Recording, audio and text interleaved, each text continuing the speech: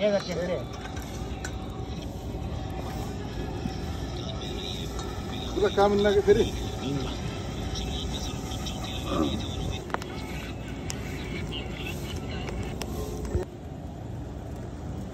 अब काट्नु यहाँ मिल जान्छ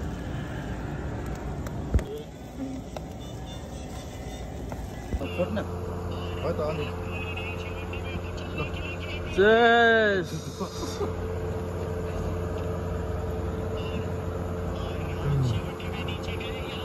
अर्को देख्छ त